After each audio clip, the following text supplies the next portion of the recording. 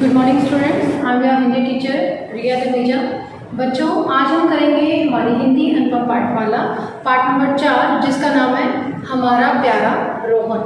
बच्चों, इस लेसन में दो बच्चे होते हैं, एक का नाम है रोहन और एक का नाम है विकास। इसमें रोहन थोड़ा सा आलसी होता है, वो स्कूल में कोई काम ढंग से नहीं करता। एक बार क्या होता है, उसका बड़ा भाई विकास वो स्कूल में चला जाता है तो टीचर रोहन की सारी शिकायत विकास को लगा देती है।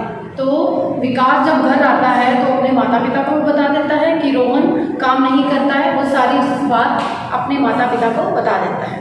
एक दिन क्या हुआ, रोहन की माँ ने उसकी शिकायतें सुनकर रोहन को डांट दिया, तो पापा ने भी डांट लगाई और माँ भी नाराज हो गई।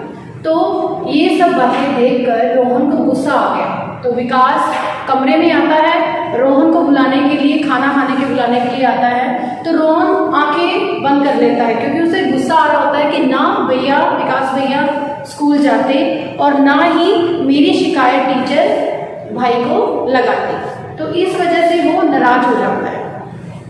लेकिन वो खाने के लिए बुलाने आता है और रोहन नहीं जाता है क्योंकि उसे गुस्सा आया हुआ होता है। इतने में माँ कमरे में आ जाती है। माँ कहती है, एक तो तुम काम नहीं करते हो, दूसरे की कॉपी ले लेते हो और दूसरा तुम नाराज भी खुद होकर बैठे हो और बेचारी चींटियों को तंग करो। क्या कर रहा होता है रोहन, फर्श पर जब चींटियां कतार में चल रही होती हैं, अपनी उंगली रखकर उनका रास्ता रोक रहा होता है, उनके काम में बाधा डाल रहा होता है। तो इसी बात को देखकर माँ को गुस्सा आता है। माँ कहती है, एक तो तुम कोई काम नहीं करते हो और दूसरा बेचारी चींटियों को काम में उनके बाधा डाल रहे हो। फिर रोहन को गुस्सा आता है, वो कहता है, क्या चींटियां भी काम करती हैं? माँ को चींटियों का भी काम नजर आ रहा है लेकिन मेरा काम नजर नहीं आता, क्या मैं निकम्मा हूँ? इस बात को देखकर विकास कहता है रोहन को, बिल्कुल वो काम करती हैं, चींटियां काम करती हैं। बरसात के दिनों से पहले, बरसात आने से पहले वो अपने सारे सामान को इकट्ठा कर लेती हैं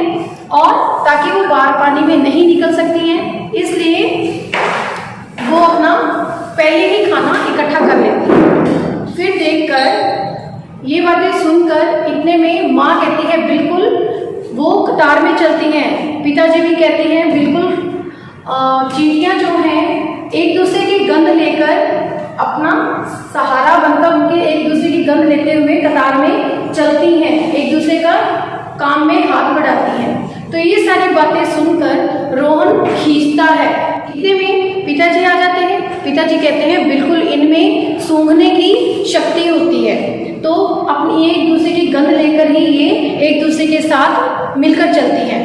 फिर रोहन कहता है कि पिताजी, हमारे में तो सूंघने, सुनने, चखने सारी होती हैं, शक्तियाँ होती हैं। तो पिताजी कहते हैं, तभी तो मैं तुम्हें ये कह रहा हूँ, हमारे में इतनी शक्तियाँ होने के बावजूद हमें तो और भी ज़्यादा अनुशासन में रहना चाहिए। लेकिन चींटियों में तो सिर्फ एक शक्ति होती है सूंघने की, फिर भी वो अनुशासन में रहती हैं और हम इंसानों में इतनी सारी शक्तियाँ होने के बावजूद भी हम अनुशासन में नहीं रहते हैं। तो रोहन को अपनी गलती का एहसास होता है। वो अपने भाई से, अपने पिताजी से, अपनी माताजी से माफ़ी मांगता है और शर्मिंदा हो जाता है। कहता है कि मैं आगे से कभी भी कोई आलस नहीं करूँगा, अपना काम स्वयं करूँगा और मुझे इस बात के लिए मुझे क्षमा कर दीजिए। आगे से मैं हमेशा अनुशासन में ही रहूँगा।